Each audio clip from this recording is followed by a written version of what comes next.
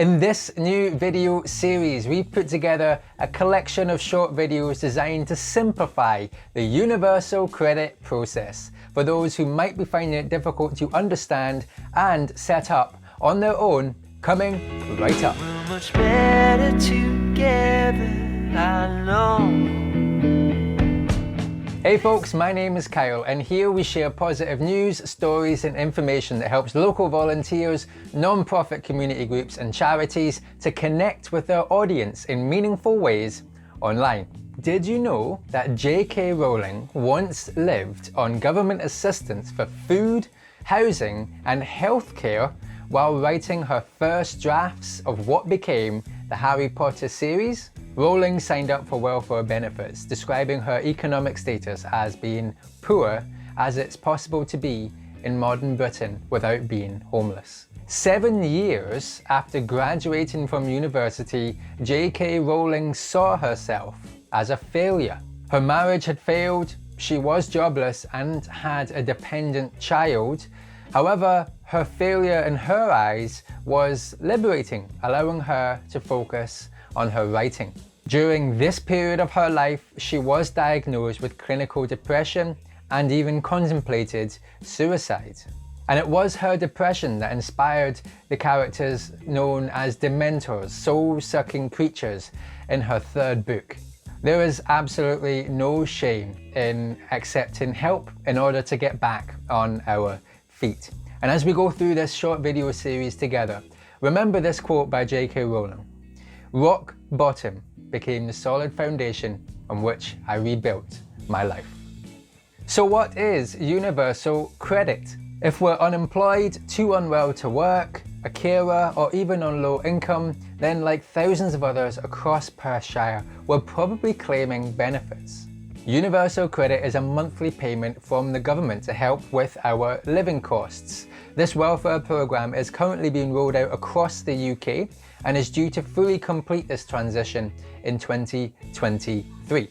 Universal credit will replace 6 of the benefits we're likely already receiving, such as housing benefit, income-related employment and support allowance, also known as ESA, income-based job seekers allowance, also known as JSA, child tax credit, working tax credit, and income support. So once we begin claiming universal credit, the benefits we were claiming previous to our universal credit will end.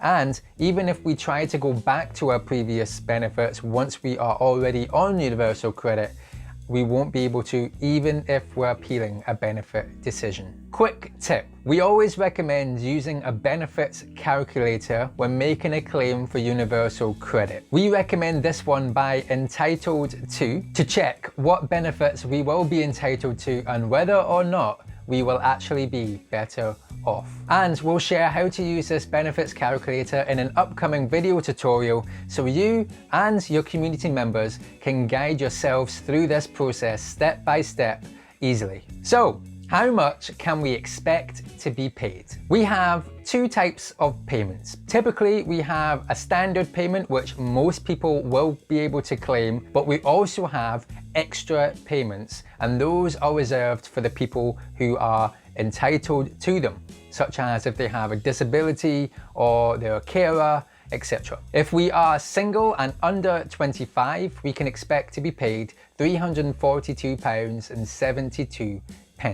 If we're single and over 25, we can expect to be paid £409.89. If we're a couple and we're both under 25, we'll receive one payment for the both of us at £488.59. If we are a couple and either of us is over 25, then we will get one payment for the both of us, which will be around £594.04. But what is different about universal credit compared with other benefits? The biggest differences are we can get universal credit if we're unemployed, but also if we are working. If we are 16 to 17 and have limited capacity for work because of poor health, or we're a carer for a disabled person, or responsible for a child, or have no parental support, then we are also eligible to apply for universal credit. If we are a student and have limited capacity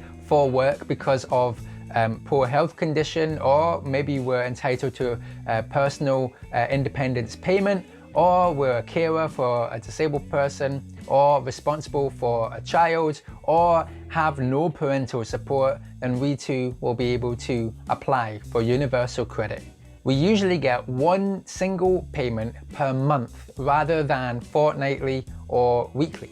And instead of getting a separate housing benefit, our rent will usually be paid now into our own bank account once per month as part of our universal credit payments. However, we can ask the Department for Work and Pensions to pay our universal credit twice per month, and we can also ask them to pay our rent directly to our council or landlord. And we will show you how to do this in an upcoming video so that you can get your payments sorted out easily and quickly. What if we are claiming as a couple?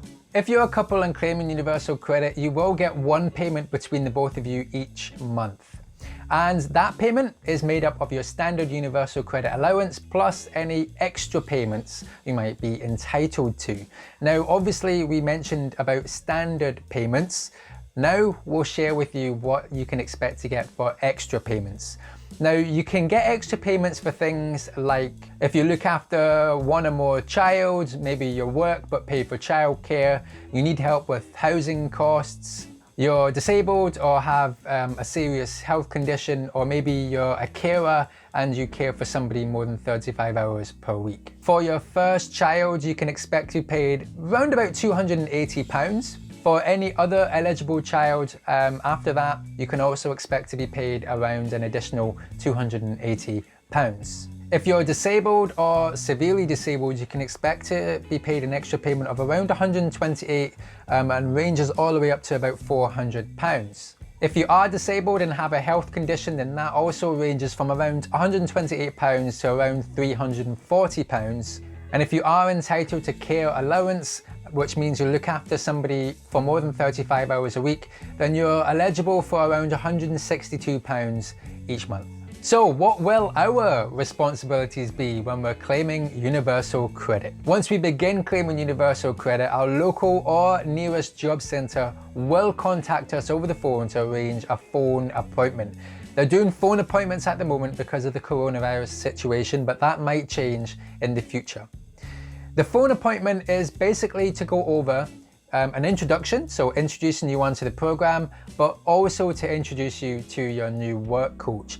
Now, job hunting, that will consist of searching for, applying for, and maintaining a job. And they will be there to support us through that process. However, if you are a parent to a newborn child, then your responsibilities on universal credit will be slightly different to those who are not. And your responsibilities will change as the child gets older. Usually that means you won't have to look for work in the beginning. However, as your child gets older in age, you will be required to spend more time searching for work. And there we have it, folks. We've discovered much more about universal credit and how it could benefit our situation in the future. I really hope you found some value in this video, and I can't wait to share the other video tutorials we've got lined up around simplifying universal credit in our upcoming videos. In the meantime, if you have any questions about today's topic, please just send a comment or DM me on social media and I'll do my best to get back to you. And until next time, remember, sharing is caring. This is our time. Cause I'm tired of trying to walk the dotted line. There's no waiting, hesitating.